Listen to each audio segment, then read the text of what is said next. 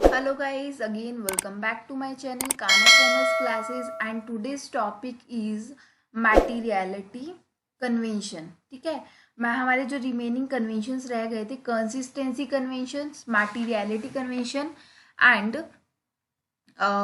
Convention, materiality convention and एक और हमारा कन्वेंशन था कंसिस्टेंसी कन्वेंशन और प्रूडेंस कन्वेंशन, या इसको बोल देते हैं हम कंजर्वेटिज्म। ठीक है, तो ये सारी हमारी कन्वेंशंस हम स्टडी करने वाले हैं। ठीक है, फर्स्टली देखो मैटीरियलिटी कन्वेंशन क्या होता है। हमने जो लास्ट वीडियो है उसमें हमने कवर अप किया था कि कन्वेंशन ऑफ फुल डिस्क्लोजर। अब फुल डिस्क्लोजर में तो ये बोला जाता था कि जो भी चीज़ें हैं हमें, मतलब लाइक जो भी मटेरियल है, मतलब जो भी चीज़ें हैं ना, हमें ना फुल्ली डिस्क्लोज करना है। बट इस कन्वेंशन में बिल्कुल उसके अपोजिट बोला जा रहा है। इसमें बोल रहा है कि फुल डिस्क्लोज मत करो, ऐसा ना हो कि इनसिग्निफिकेंट जो इमटेरियल चीज़ें आप उसको शो कर रहे हो, ऐसा मत करो क्योंकि इससे अननेसेसरी बर्डन हो जाता है। तो इस वजह से आप सिर्फ मटेरियल, जो मटेरियल मीन्स इंपॉर्टेंट, ठीक है, मटेरियल मीन्स इम्पॉर्टेंट, और जो भी आपको इम्पॉर्टेंट है आपकी एंटरप्राइज के लिए, आपके यूजर्स के लिए जो भी चीज़ें इम्पॉर्टेंट है आप सिर्फ उसी को शो करो, अदरवाइज कुछ भी शो मत करो। That is the conclusion. It means एक बार हम रीड कर लेते हैं। ठीक है, this convention is an exemption of to the convention of full disclosure. Convention of full disclosure का हमारा ये है एक्सेप्शन है, क्योंकि इसमें बोला जाता है कि फुली डिस्क्लोज करो, इसमें बोले सिर्फ मटेरियल चीज़ों को डिस्क्लोज करो। ठीक है, as per this convention item have an insignificant affect, या कोई भी इरेलीवेंट टू द यूजर है उसको नीड नॉट बी डिस्क्लोज, उसको शो मत करो। ठीक है, कोई भी इनसिग्निफिकेंट इरेलीवेंट इंफॉर्मेशन को शो मत करो। अब दीज अनइम्पॉर्टेंट आइटम्स, ये जो अनइम्पॉर्टेंट आइटम्स जो भी होंगी उसको छोड़ दो, लेफ्ट आउट कर दो। ठीक है, या फिर मर्ज कर दो, छोटी छोटी आइटम्स जो है ना उनके साथ, मतलब एक मर्ज करके और बड़ी आइटम बना दो। ठीक है, तो अननेसेसरी इंफॉर्मेशन को मत लेकर आओ। In this connection one important, अब हमारे माइंड में एक क्वेश्चन आ रहा है, भाई अभी हम कब से बोल रहे हैं कि मटेरियल चीज़ों को लो, इमटेरियल चीज़ों को मत लो, but what is material, what is material. अब मटेरियल इंपॉर्टेंट चीज़ें है कौन सी, अकाउंट के पर्पज से हमारा इंपॉर्टेंट क्या होता है। तो इन्होंने बताया कि इम्पोर्टेंट वो चीज़ है जो किसी भी यूजर्स लाइक ओनर हो गया, मैनेजमेंट, क्रेडिटर्स, डेटर्स, या अदर पार्टी कोई भी हो सकती है, अगर वो इन्वेस्टर्स हो गए, ठीक है, अगर वो अदर पार्टी के डिसीजन को अफेक्ट डालती है तो वो मटेरियल है। अगर वो सामने वाले कोई भी अदर पार्टीज के डिसीजन को अफेक्ट नहीं डालेगा तो वो इमटेरियल हो जाएगा। देखो यहाँ पे मटेरियल का एक बार हमने डेफिनेशन दे रखा है, it may happen that one fact. अब ये देखो, लेकिन क्या है, if the fact and figure यहाँ दे रखा है, इफ एनी फैक्ट या figure has the capacity of changing और varying the decision of any intended user, अगर वो किसी यूजर के डिसीजन को अफेक्ट डाल रही है, डिसीजन को चेंज कर रही है, तो वो मटेरियल फैक्ट है, अदरवाइज वो इमटेरियल फैक्ट है। क्लियर है, मटेरियल और इमटेरियल में क्या होता है, अगर वो किसी पर मटेरियल वो होगा जो सामने वाले यूजर्स के डिसीजन को अफेक्ट डाल रहा है, अगर वो अफेक्ट नहीं डाल रहा तो वो इनमैटीरियल हो जाएगा। ठीक है, तो ये हो जाता है हमारा मटेरियल।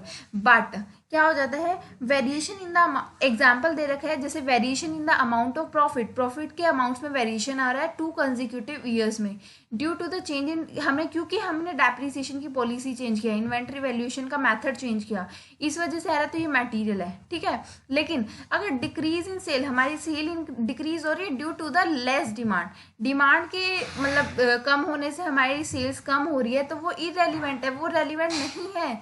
ठीक है, तो इसको हम शो नहीं करेंगे। ठीक है, अब जो चीज, अब पता लग गया, अब वो क्योंकि वो किसी यूजर को अफेक्ट नहीं डालेगी, डिमांड चेंज हो रही है, तो वो मतलब कस्टमर उस चीज की डिमांड नहीं कर रहा है ना, तो वो इमैटेरियल है। बट इस कंसेप्ट की एक सबसे बड़ी लिमिटेशन क्या रहती है, इस कंसेप्ट की सबसे बड़ी लिमिटेशन ये है कि major limitation of this concept is there is no consistency with the meaning of material. अब मे बी कोई चीज मेरे लिए मटेरियल है, मेरे लिए इंपॉर्टेंट है, बट आपके लिए इंपॉर्टेंट नहीं है, है ना। अगर मेरा लाइक कुछ भी लगा लो, कोई चीज़ मेरे मतलब एक इन्वेस्टर के लिए वो इम्पोर्टेंट है, दूसरे के लिए नहीं है, या हर एक के लिए ऐसा तो नहीं है ना कि हर एक की थिंकिंग अपनी अलग अलग है। तो इस वजह से हमारे जो मटेरियल का मीनिंग है ना वो हर एक पर्सन को मतलब सेम नहीं रहता। तो यहाँ पर ये इसकी सबसे बड़ी लिमिटेशन है। Sometime it may happens that one fact is material for someone but immaterial for other और vice versa। तो ये हमारी सबसे मेन हमारी इंपॉर्टेंट लिमिटेशन रहती है, ठीक है। ये हमारा हो जाता है मटेरियल कंसेप्ट। उसके बाद जो हमारा आता है वो है हमारा प्रूडियंस कंसेप्ट या कंजर्वेटिज्म, सॉरी एक सेकेंड, प्रूडियंस कंसेप्ट या कंजर्वेटिज्म कंसेप्ट। नेक्स्ट स्लाइड, ठीक है। प्रूडियंस कंसेप्ट या कंजर्वेटिज्म कंसेप्ट क्या कहता है, द कंसेप्ट कन्वेंशन है ये हमारी, ठीक है।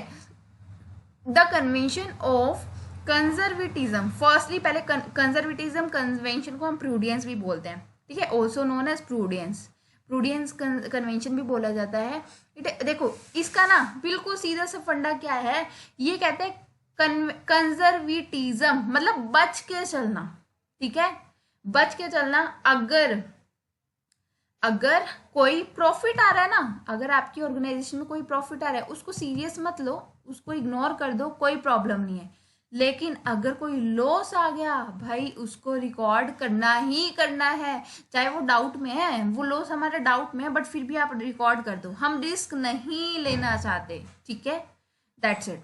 अगर कोई प्रॉफिट है उसको इग्नोर कर दो लेकिन लॉसेस को इग्नोर नहीं करने का, रेडी, समझ आया, ठीक है। तो लॉसेस को हमें, अगर आप डाउट में भी हैं, अगर आपको लगता है कि भाई मे बी पॉसिबिलिटी है कि हो जाए, तो भी आप उसको इग्नोर मत करो, उसको सीरियस लो, उसको आप पहले ही एंटिसिपेट कर दो, पहले ही लिख दो भाई हाँ ये लॉस होने वाला है, ठीक है। ये होता है प्रूडियंस कंसेप्ट। प्रूडियंस या कंजर्वेटिज्म मतलब, कंजर्वेटिज्म मतलब बच के चलना, is based on the policy of playing safe. ये देखो बच के चलना means playing safe, playing safe policy है। Accordingly all anticipated profit, anticipated जो मे बी पॉसिबिलिटी है कि वो हो सकते हैं, अभी वो हुए नहीं है बट पॉसिबिलिटी इन फ्यूचर वो प्रॉफिट्स हो सकते हैं, उसको आप इग्नोर कर दो, नो इशू। अगर आप उसको नहीं मेजर करोगे कोई प्रॉब्लम नहीं है। बट अगर कोई एंटीसिपेटेड मतलब कोई लॉस, एंटीसिपेटेड मतलब फ्यूचर में कोई लॉस होने वाला है, उसको आप नहीं भूल सकते, उसको आप इग्नोर नहीं कर सकते हो, उसको आप लोग को लिखना ही लिखना है। should be accounted for. The conventions require that profit in anticipation should not be recorded. Profits को कोई भी मत रिकॉर्ड करो, कोई दिक्कत नहीं है, लेकिन loss in anticipation immediately be recorded even if there is a very remote possibility of occurrence of such losses. चाहे वो मतलब 0.1% भी अगर उसके अकरेंस के चांसेस है ना, अगर वो लॉस मुझे लग रहा है कि 0.1% वो अक्कर हो सकता है, फिर भी आप उसको कंसीडर करो, क्योंकि प्लेइंग सेफ, प्रूडेंस कंसेप्ट क्या कहता है, प्लेइंग सेफ, बच के चलना, ठीक है। तो the convention is based on the rule that anticipation no profit but provide all possible losses को आपको प्रोवाइड मतलब कंसीडर करना है। इसके एग्जांपल्स हमने दिए हुए हैं, जैसे वैल्यूएशन एट ए कॉस्ट प्राइस या मार्केट प्राइस या रियलाइजेबल वैल्यू जो होगी विच एवर इज लोअर, उस पर आपको शो करना है। वैल्यू ऑफ क्या है, स्टॉक की वैल्यू को जो कॉस्ट प्राइस या मार्केट प्राइस जो भी लोअर होगा उस पर शो करो, ठीक है। क्योंकि अगर हम ज़्यादा वैल्यू शो करेंगे तो वो तो कंपनी के लिए बेनिफिट हो जाएगा ना। हाँ, स्टॉक की वैल्यू को अगर हम ज़्यादा शो कर रहे हैं तो कंपनी के लिए बेनिफिट हो गया, लेकिन हमने कहा कि हमने बच के चलना, तो हम कम जो लोअर वैल्यू होगी हम वो दिखाएंगे। तो चाहे कॉस्ट वैल्यू कम है, चाहे रियलाइजेबल या मार्केट वैल्यू कम है, तो हम उसको शो करते हैं। क्रिएट प्रोविजन फॉर डाउटफुल डेब्ट, अभी मेरे को लग रहा है कि वो मेरे डेट जो हैं वो डाउटफुल हो सकते हैं, ठीक है, उसको आप प्रोविजन अभी बना दो। Create provision for discount on debtor, debtors को डिस्काउंट करने का प्रोविजन अभी से बना लो। लेकिन अगर कोई प्रोविजन है डिस्काउंट ऑन क्रेडिटर, उसको इग्नोर कर सकते, क्योंकि ये फर्म के लिए बेनिफिट हो जाता है और इनकम को हम इग्नोर कर सकते हैं, इस वजह से यहाँ पर इग्नोर कर दिया है ना। क्रिएट इन्वेस्टमेंट फ्लक्चुएशन, अगर आपको लग रहा है कि भाई इन फ्यूचर फ्लक्चुएशंस हो सकती है इन्वेस्टमेंट में, तो आप उसको अभी से ही कंसीडर कर लो। कोई जॉइंट लाइफ पॉलिसी है एट इट्स सरेंडर वैल्यू और asset side on the balance sheet, on the asset side of the balance sheet, it means joint life policies को हम सरेंडर वैल्यू को कंसीडर करना है। राइट ऑफ इंटेंजिबल एसेट जो होता है जैसे गुडविल, ट्रेडमार्क, पेटेंट, इसको आपको राइट ऑफ करना है जितनी जल्दी भी पॉसिबल हो, ठीक है। तो प्रूडेंस मीन्स प्लेइंग सेफ, बच के चलना, ठीक है। नेक्स्ट आ जाता है consistency. This concept state that accounting principle and method should remain consistent from one year to another. It means कि भाई जो प्रिंसिपल्स है ना, वो ऐसा नहीं है आज इस साल आप ये वाला मेथड अडॉप्ट करें, दूसरे साल दूसरा मेथड अडॉप्ट कर रहे हो, भाई ऐसे तो आप कंपैरिजन नहीं कर पाओगे, है ना। अगर आपको हम कहें कि 2 years में कंपैरिजन करो तो आप नहीं कर पाओगे, बिकॉज आपके मेथड्स चेंज है। तो इस वजह से इसमें बोला जाता है कि आपको कंसिस्टेंसी रखनी होती है, आपके जो भी प्रिंसिपल्स हैं या कोई भी मेथड्स है तो उसके लिए कंसिस्टेंसी रखनी है, should not be change from the year two year. That's the consistency concept. आपको क्लियर है? कोई डाउट है तो मुझे बता देना कमेंट सेक्शन में। और अगर कोई और वीडियोस आपको लगता है कि इसके जो भी है ना, इसके फर्दर जो भी हमारे रहते हैं कन्वेंशन या कंसेप्ट, इन सब की वीडियोस मैंने डिस्क्रिप्शन बॉक्स में आपको लिंक प्रोवाइड कर रखा है, ठीक है। Okay, thank you so much, bye bye.